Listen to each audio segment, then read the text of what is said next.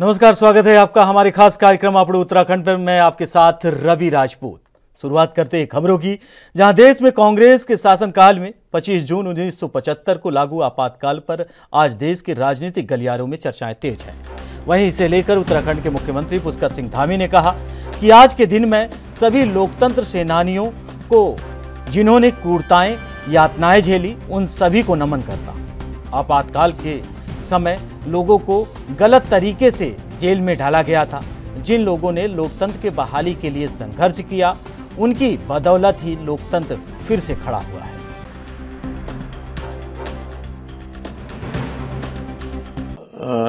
आपातकाल की वर्षगांठ है। मैं इस दिन सभी लोकतंत्र सेनानियों को जिन्होंने क्रूरतम यातनाएं झेली, उन सभी को नमन करता हूं और उनके कारण से निश्चित रूप से देश के अंदर जो आपातकाल था, लोगों को गलत तरीके से जेल में डाला गया था, उनके नाखून निकाल दिए गए थे, उनको पीसकर शीशा पिला दिया गया था। ऐसे अनेक लोग जिन्होंने लोकतंत्र को बहाली के लिए अपना संघर्ष किया, लगातार आंदोलन किया, उनकी बदौलत ही हमारा लोकतंत्र फिर से खड़ा हुआ। आज का ये दिन बहुत ही महत्वपूर्ण दिन है। उन सभी को हम याद करते हैं और जो हमारे बीच में नहीं है, उन सभी को श्रद्धांजलि व्यक्त करते हैं। और ऐसे समय में आज हमारे देश के यशस्वी प्रधानमंत्री मोदी जी जहां लोकतंत्र सेनानियों के लिए, लोकतंत्र की स्थापना के लिए लगातार काम कर रहे हैं, हर वर्ग के उत्थान के लिए काम कर रहे हैं, समाज के अंतिम छोर में खड़े हुए लोगों के लिए काम कर रहे हैं। निश्चित रूप से जो लोकतंत्र सेनानियों ने उस समय लोकतंत्र को स्थापित करने के लिए काम किया था, उस सभी को आगे बढ़ाने। बढ़ते हैं अगली खबर की ओर, जहां प्रदेश में लगातार हो रही बारिश के मद्देनजर मुख्यमंत्री पुष्कर सिंह धामी ने सचिवालय के आपदा कंट्रोल रूम का निरीक्षण किया। इस मौके पर उन्होंने अधिकारियों से जिलों के बारे में जानकारी ली। मुख्यमंत्री पुष्कर सिंह धामी ने पीडब्ल्यूडी, आपदा प्रबंधन, सिंचाई, विद्युत विभाग, परिवहन विभाग, फायर, वहीं एसडीआरएफ के साथ कई विभागों के अधिकारियों के साथ पूरी जानकारी ली। मुख्यमंत्री पुष्कर सिंह धामी का कहना है कि जिस तरह से बारिश हो रही है, ऐसे में अधिकारियों को अलर्ट रहने के उन्होंने निर्देश दिए हैं। अभी बारिश का सिलसिला चल रहा है। ऐसे में प्रदेश में आने वाले सभी श्रद्धालुओं से मुख्यमंत्री पुष्कर सिंह धामी ने अपील की है कि मौसम के मिजाज को देखकर यात्रा करें।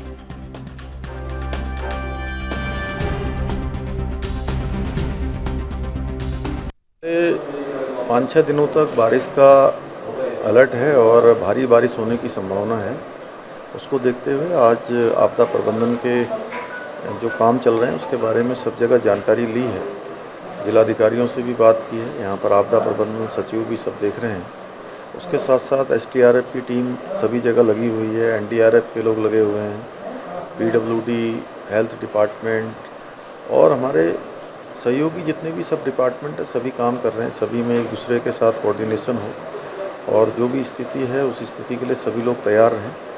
अभी बात की है, सब लोग अपने अपने स्तर से तैयारी भी कर रहे हैं। कहीं कहीं जल भराव भी हुआ है और यह भी सभी जिलाधिकारियों को कहा गया है कि जहां जल भराव हो रहा है वहां पर जो हमारे नाले हैं या छोटे रास्ते हैं, कई स्थानों पर घास, कई स्थानों पर पन्नी इत्यादि, कई सारे कपड़े ऐसे फंस जाने के कारण से भी जल भराव एकदम से ज़्यादा हो जाता है। उस सभी को आज दिखवा लेंगे, क्योंकि आज पहली बरसात हो रही है। इसके बाद हम सब लोगों को पता लग जाएगा कि कहाँ कहाँ पर काम करना है। उसके हिसाब से सभी लोग अपने अपने स्थानों पर काम करेंगे, अपने अपने जिलों पर काम करेंगे। सीएम साहब, पहले ही करीब 20 दिन पहले हमने सारे डीएम और सारे आपदा प्रबंधन कंट्रोल रूम के सामने मीटिंग करी थी और उसमें जो भी निर्देश थे, इसकी एक चेकलिस्ट हमने बनाई थी, कल लगभग 4 पेज की। हर पॉइंट पे हमने कहा था तैयारी कर लें। बहुत तो कर लिया था। उसके बाद फर्दर मेरी मीटिंग के बाद उन्होंने अपने ज़िले में मीटिंग करके उन तैयारियों को जायजा लेकर उसको दुरुस्त कर लिया था। मानसून इस बार डिले हुई है।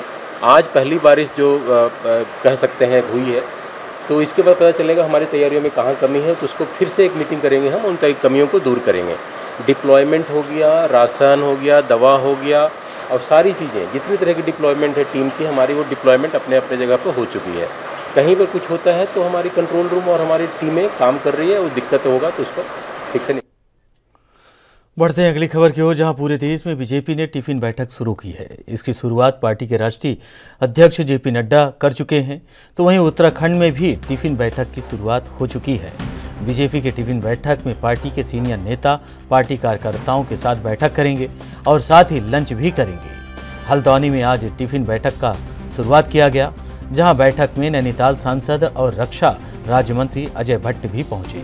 वहीं अजय भट्ट ने बैठक के बाद बीजेपी के कार्यकर्ताओं के साथ टिफिन में लगे खाने को सभी के साथ मिलकर खाया। तो वहीं इस दौरान अजय भट्ट ने कहा कि टिफिन मीटिंग के जरिए पार्टी सभी कार्यकर्ताओं को यह संदेश दे रही है कि बीजेपी में नेता और कार्यकर्ताओं के बीच कोई फर्क नहीं है। पार्टी देश भर में इस तरह की लगभग 4000 टिफिन बैठक करेगी और यह देश की सभी विधानसभा स्तर पर होगी। टिफिन बैठक 3 घंटे की होगी। इसमें 1 घंटे केंद्र की मोदी सरकार की 9 साल की उपलब्धियों पर बात होगी और 1 घंटे कार्यकर्ताओं से अलग अलग मसलों पर चर्चा होगी। हिंदुस्तान की जो एक पद्धति है हमारी, परिवार भाव, सब लोग खाना बनाते हैं और परिवार के सयाने लोग उनको परोसते हैं। सब बैठते हैं, बच्चे हों, बुजुर्ग हों, जवान हों। तो वैसा ही स्वरूप यहाँ परिवार भाव का आज दिखाई देता है इन टिफ़िन बैठक में। हमारे देश के प्रधानमंत्री जी स्वयं टिफ़िन बैठक करते हैं। आपको पता होगा, जब वो संगठन मंत्री थे और फिर जब मुख्यमंत्री रहे तो बार बार टिफ़िन बैठकें हुई। ये आदमी को जोड़ता है। भारतीय जनता पार्टी हमेशा एक दूसरे को जोड़ते रहती है। हम परिवार भाव से जोड़ते हैं। कोई कुछ बना के लेता है, कोई कुछ बना के लाता है। एक दूसरे का जो बनाया हुआ पकवान है वो बांटते भी हैं। बड़ा प्रेम रहता है। परिवार भाव घर की तरह से बना रहता है और इससे एकता भी दिखाई देती है, जैसे परिवार की एकता होती है। कोई भी संकट आता है, हम पार्टी हैं, राजनीतिक पार्टी, उसको हंसते हंसते, जिस तरह से हम अभी भोजन के लिए बैठ रहे हैं, सामूहिक तरीके से सामूहिक भोजन कर रहे हैं, इसी तरह से हम हर किसी आपत्ति या विपत्ति का निवारण भी हंसते हंसते कर लेते हैं। हम सेवा भाव के लिए राजनीति में हैं। हमने कभी राजनीति को ऐशगाह नहीं बनाया। दीनदयाल उपाध्याय जी हैं, श्यामा प्रसाद मुखर्जी हैं, आप जानते हैं, जहाँ से शुरुआत हुई हमारी और जहाँ तक हम अभी आए हैं, त्याग, तपस्या और बलिदान जो हम कहते हैं, उसका साक्षात स्वरूप अगर देखना हो तो भारतीय जनता पार्टी के अंदर देखना पड़ेगा, जो आज लोकतंत्र के लिए बहुत आवश्यक भी है। इस देश के यशस्वी प्रधानमंत्री जी के 9 वर्ष का कार्यकाल पूर्ण हुआ। निश्चित तौर पर इन 9 वर्षों के जो कार्यक्रम थे, जिस 9 वर्षों में जो कार्य हुए, उन कार्य को जन जन तक चलाने के लिए 1 माह का कार्यक्रम पार्टी द्वारा चलाया गया, जो कि 30 जून 2023 से प्रारंभ हुआ है। और इसी के तहत हमारे विभिन्न कार्यक्रम होने हैं और इसी के तहत एक पारिवारिक परिवेश में प्रत्येक व्यक्ति अपने घर से भोजन लेकर आए। सहभोज का ये कार्यक्रम हो रहा है, क्योंकि यहाँ पर अभी सभी हमारे परिवार के, भारतीय जनता परिवार से लेकर के जनता के लोग जो हैं वो विभिन्न घरों से अपने खुद ही बना करके विभिन्न प्रकार के मिलेट्स और व्यंजन अपने अपने लेकर आए हैं, ताकि एक पूरे परिवार के रूप में हम इस देश को जोड़ सकें। ये एक विचारधारा भारतीय जनता पार्टी की है और इसी विचार के निमित्त आज यहाँ आप देख रहे होंगे माननीय केंद्रीय हमारे रक्षा राज्य पर्यटन मंत्री जी हैं, इनके नेतृत्व में यहाँ पर सभी लोग एक सामूहिक भोज का, सहभोज का यहाँ पर आनंद लेंगे और आपस में भाईचारे को बढ़ावे की ओर को। वहीं केदारनाथ की कर बिक्री में लगी प्लेटों के मामले में राजनीति शांत होने का नाम नहीं ले रही। कांग्रेस के वरिष्ठ नेता और पौड़ी लोकसभा सीट से सांसद प्रत्याशी रहे मनीष खंडूरी ने केदारनाथ की गर्भगृह पर लगी प्लेटों पर सवाल उठाने का काम किया है। मनीष खंडूरी ने यह आरोप लगाया है कि केदारनाथ मंदिर की दीवारों में 230 किलो सोना लगाया जाना है। तब किसी भी बीजेपी नेता ने इसका खंडन नहीं किया और खूब वाहवाही बटोरी गई। वहीं जब सोना लगाया गया तो वह कैसे 230 किलो से 23 किलो हो गया, यह बात समझ में नहीं आ रही। साथ ही मनीष खंडूरी ने इसे इनकम टैक्स चोरी का मामला भी बताया। खंडूरी का कहना है कि जिस दानीदाता ने यह सोना केदारनाथ मंदिर को दान दिया है, उसे रिबेट के रूप में कितना पैसा मिला है यह जानना बेहद जरूरी है।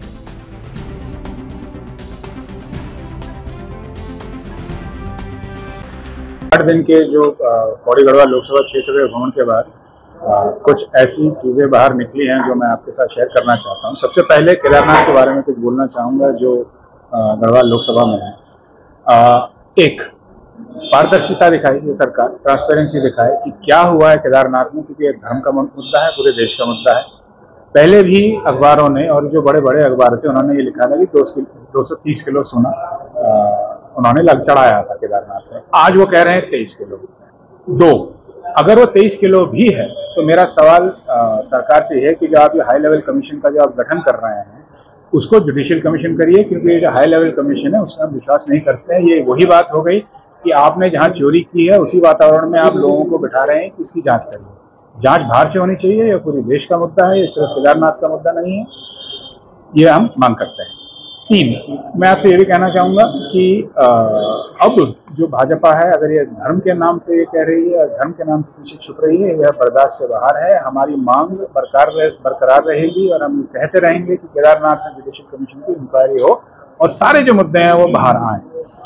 मैं आपसे ये भी कहना चाहूँगा कि गढ़वाल के क्षेत्र के भ्रमण में चौबटा खाल, जो माननीय सतपाल महाराज की विधानसभा है, जहाँ पे वो काफ़ी सालों से, कई साल से रहे हैं, वहाँ पे बहुत गंभीर समस्याएं हैं, रोडों की समस्याएं हैं, पानी की समस्याएं हैं, पलायन की तो समस्या है, वो तो पुरानी समस्या है। बट मैं उनसे ये रिक्वेस्ट करूँगा, मैं उनसे गुजारिश करूँगा, मैं उनसे विनती करूँगा कि जो लोगों की मांग है, रसिया महादेव में हो गई, गिरोखाल में हो गई, कुपेश्वर में हो गई, चौबटा खाल में हो गई, रोडों की समस्या ठीक की जाए और पानी की समस्या ठीक की जाए। आखिर मैं सिर्फ फिर से केदारनाथ पे वापस आऊँगा और मैं आपसे कहूँगा कि अगर ये मुद्दा हल नहीं हुआ तो हम ये मान के चलेंगे कि भाजपा सिर्फ धर्म की बात करती है, धर्म की रक्षा नहीं करती। बढ़ते हैं अगली खबर की ओर, जहां गदरपुर के आवास विकास में बीजेपी नेता राकेश बुड्ढी के आवास पर महाजनसंपर्क अभियान के तहत विधायक अरविंद पांडे ने पत्रकारों से बातचीत की। इस मौके पर बोलते हुए आज गदरपुर में महाजनसंपर्क अभियान के अंतर्गत पत्रकारों से मुलाकात की। विधायक अरविंद पांडे ने कहा कि प्रधानमंत्री नरेंद्र मोदी के नेतृत्व में जन कल्याण और नए भारत के निर्माण की दिशा में नए ऐतिहासिक और अभूतपूर्व उपलब्धियों पर चर्चा की।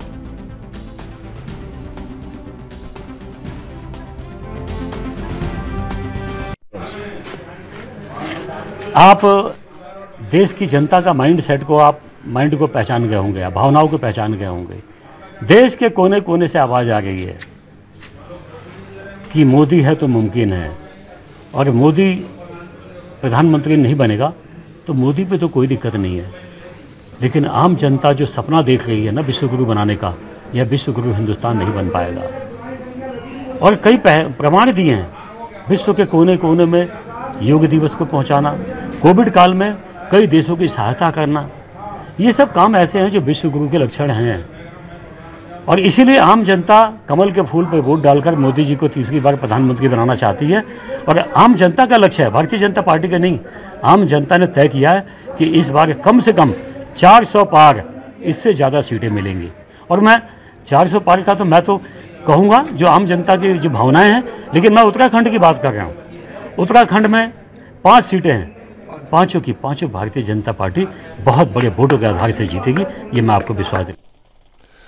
बढ़ते हैं अगली खबर की ओर, जहां पूर्व सांसद और खिलाड़ी स्वर्गीय युवा रानी महेंद्र कुमारी की स्मृति में राजधानी देहरादून के परेड ग्राउंड में युवा रानी महेंद्र कुमारी 18वीं राष्ट्रीय एथलेटिक्स चैंपियनशिप का आयोजन 26 और 27 जून को होगा।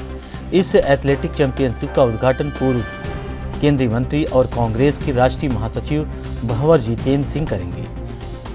इस प्रतियोगिता में पूरे देश, राष्ट्रीय और अंतर्राष्ट्रीय स्तर के खिलाड़ी प्रतिभाग करेंगे। वहीं 2 दिन तक चलने वाले इस प्रतियोगिता में 30 साल से लेकर 105 साल तक के उम्र के खिलाड़ी भाग लेंगे, जो अलग अलग प्रतिभागाओं में अपना जौहर दिखाएंगे। इस एथलीट चैंपियनशिप के आयोजन समिति के संयोजक सूर्यकांत धसमाना ने कहा कि इस तरह के आयोजन से राज्य में खेल का विकास होगा और खिलाड़ियों का भी मनोबल बढ़ेगा।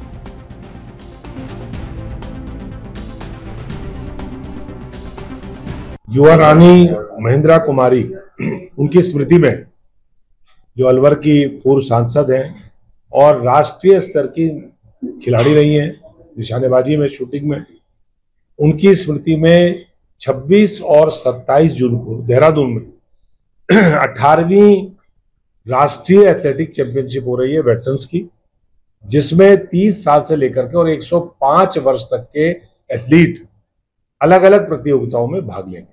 26 तारीख को सुबह 10:30 बजे अखिल भारतीय कांग्रेस कमेटी के राष्ट्रीय महासचिव, असम के प्रभारी और पूर्व केंद्रीय मंत्री भंवर जितेंद्र सिंह जी इसका शुभारंभ करेंगे।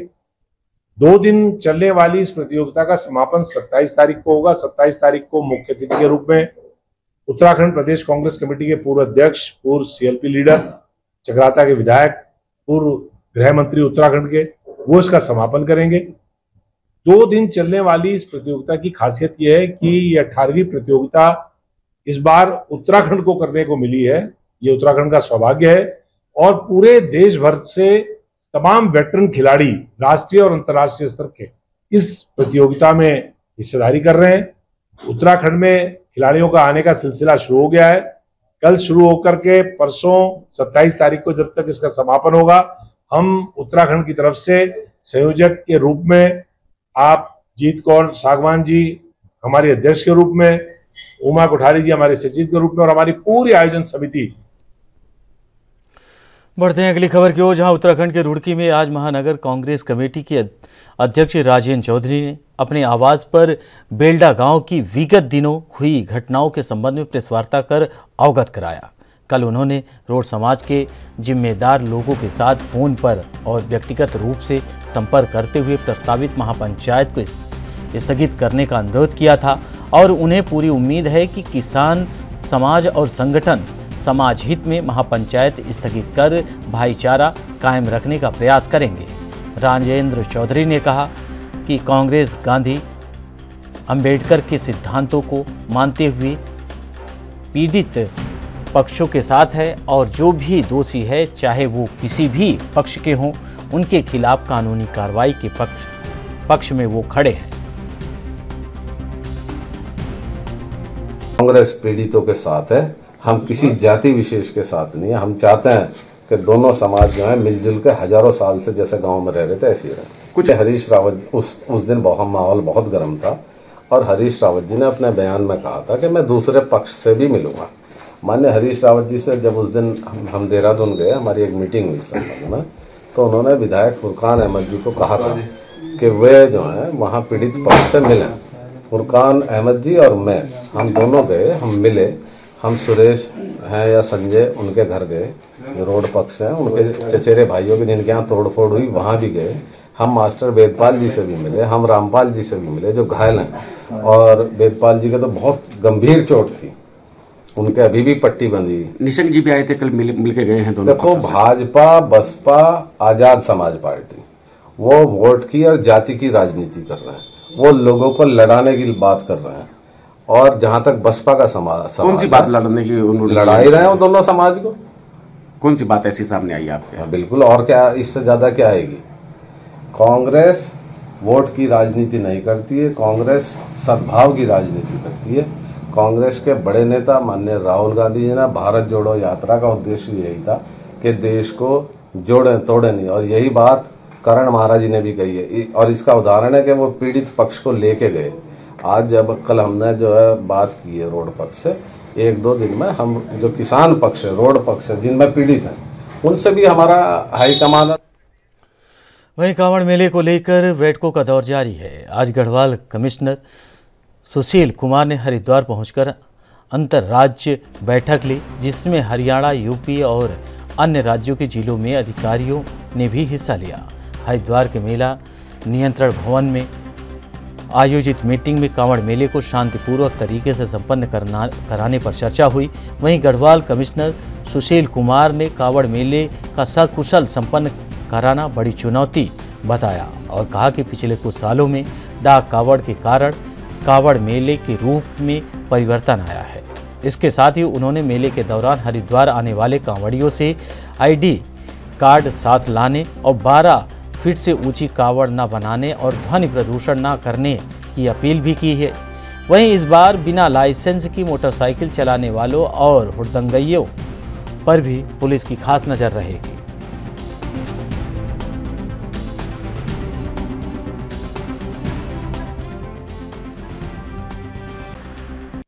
हरियाणा राज्य के कुछ जनपदों के अधिकारी, उत्तर प्रदेश के जो हमारे बॉर्डरिंग डिस्ट्रिक्ट्स हैं उनके अधिकारी आए हैं और उत्तराखंड राज्य के जो आसपास के ज़िले हैं सभी पुलिस के अधिकारी और प्रशासन के अधिकारी इसमें शामिल हैं। कावड़ यात्रा 2023 में को देखते हुए तैयारियों के संबंध में एक कोऑर्डिनेशन बैठक हुई है और सबसे विचार विमर्श हुआ है कि किस प्रकार रूट आदि तय करके यात्रा संपादित की जा सके और किसी प्रकार की कठिनाई कावड़ यात्रियों को ना आए और ना ही हमारी ट्रैफिक व्यवस्था सुचारू ढंग से चलती रहे और सुरक्षात्मक ढंग से ये यात्रा का संपादन। कावड़ मेला कितना बड़ा चुनौती है सर? कावड़ मेला बहुत बड़ी चुनौती है और जैसे हमने देखा है विगत वर्षों में इस कावड़ यात्रा का थोड़ा सा स्वरूप भी बदला है। भारी संख्या में श्रद्धालु आते हैं और डाक कावड़ के माध्यम से बहुत भारी संख्या में श्रद्धालु आते हैं। हमेशा से ये कावड़ मेला पुलिस के लिए बड़ी चुनौती रहा है, क्योंकि ये यातायात का जो प्रबंधन है, विशेषकर जो इतनी बड़ी संख्या में है, केवल एक सप्ताह में ही 3 से 6 करोड़ के बीच में इनका आवागमन है, यहाँ आना, फिर उसके मूवमेंट करना और उसको व्यवस्थित करना, ये पुलिस के लिए बहुत बड़ी चुनौती है। तो इसके लिए हम लोगों ने बाहर से पैरामिलिट्री की करीब 10 कंपनियां मांगी है, जो अब 2-4 दिन बाद पहुंच जाएगी। साथ ही इसमें हमारे द्वारा यहाँ से जो PAC और IRB है उसका व्यवस्थापन भी किया गया। इनको व्यवस्थित करने के लिए हमने सुपर जोन और सेक्टरों में बांटा है, जहाँ पुलिस अधिकारियों के साथ उसी के काउंटर पार्ट मजिस्ट्रेट भी रहेंगे, जो कोई भी घटना होती तो तत्काल उसको समाधान करने के लिए ये अधिकारी वहां पहुंचेंगे। पर्यटन मंत्री ने कल मीटिंग करी थी, उसमें कहा था बिना साइलेंसर वाले मोटरसाइकिलों को और बोटिंग को जो है चिन्हित करके अलग करा जाए, उन्हें प्रवेश न करा जाए। कैसे ये अभी मीटिंग में भी चर्चा हुई है, पहले भी चर्चा हो चुकी है इसमें। अदर स्टेट के जहाँ से कावड़िया आता है, उनके कावड़ समितियां हैं, वहाँ भी रिक्वेस्ट करने के लिए हमने सारे प्रदेशों से रिक्वेस्ट किया गया है, इन राइटिंग भी भेज दिया गया। तो हमें ये लगता है कि इस बार जो है इस चीज़ को इम्प्लीमेंट करने में आसानी रहेगी। हाँ, बिल्कुल, क्योंकि इससे देखा होगा लास्ट ईयर साइलेंसर निकालने के बाद गर्म हो जाता है, फिर बाइकों में आग लग जाती है, इस तरह की घटनाएं भी हुई है। इसको रोकने के लिए हमने सारे स्टेट से रिक्वेस्ट कर दिया, जहाँ से कावड़िया आते हैं बिना साइलेंसर के जो है जो चेंज करता है वो चीज़ें ना करें वो लोग।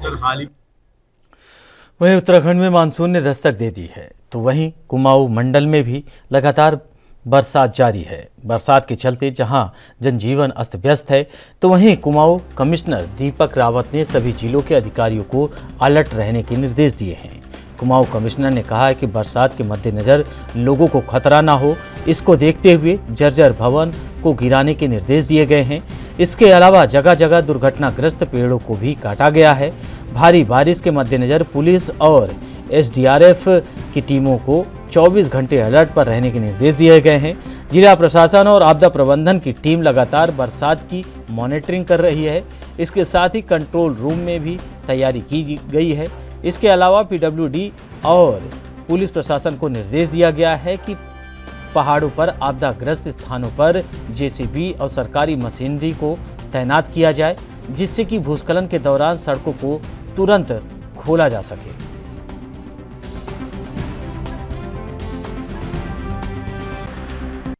डायरेक्शन आपकी तरफ से है, JCB की व्यवस्था पूरी रखी जाए और किसी तरह की कोई दुर्घटना ना हो कुमाऊं मंडल में। आपने ठीक कहा। सबसे पहले तो इसमें जो कल्वर्ट्स हैं, नाले हैं, ये खुले रहने बहुत आवश्यक हैं, क्योंकि इनसे ही पानी बाहर निकलता है, अन्यथा सड़कों पे आता है। और दूसरा मुद्दा हमारा होता है, कोई गिरासू भवन है तो उनको चिन्हित कर दें, पहले से गिर सकते हैं बरसात में और लोगों को पता रहे इसमें ख़तरा है, वहाँ से उनको हटा लिया जाए। ऐसे ही कोई स्कूल्स अगर इस तरह से हैं, वहाँ से भी पहले से ही बच्चों को हटा लिया जाए, बंद कर दिया जाए ऐसे स्कूल्स को। और तीसरा हमारा होता है कि जो झूलते हुए पोल हैं या तारे हैं या फिर ऐसे पेड़ हैं जो कि दुर्घटना के कारण बन सकते हैं, उनको काटने की भी ऑर्डर्स दिए हैं। जहाँ जहाँ पे कम्युनिकेशन वीक है, वहाँ पे सभी DM से कहा गया कि अतिरिक्त वो वॉकी टॉकीज़ खरीद लें। वहाँ पे प्रधानगणों को या वन पंचायतों को या आपदा मित्रों को या जो भी हमारे समूह हैं वहाँ पे, उनको ये बांट दी जाए ताकि कम्युनिकेशन नेटवर्क हमारा खुला रहे। और जो भी वल्नरेबल पॉइंट्स है जहाँ पे हर साल नॉर्मली JCBs की तैनाती होती है, वो कर दी गई है। ये कहा गया है कि जो भी ड्राइवर्स इसमें हैं उनकी भी सूची बना के रखी जाए, ड्राइवर रात को कहाँ पे रहते हैं उसकी सूची बनाई जाए, ताकि किन्हीं केस अगर फ़ोन नहीं मिल पाता है तो फिज़िकली जाके वहाँ पे काम शुरू कराया जा सके।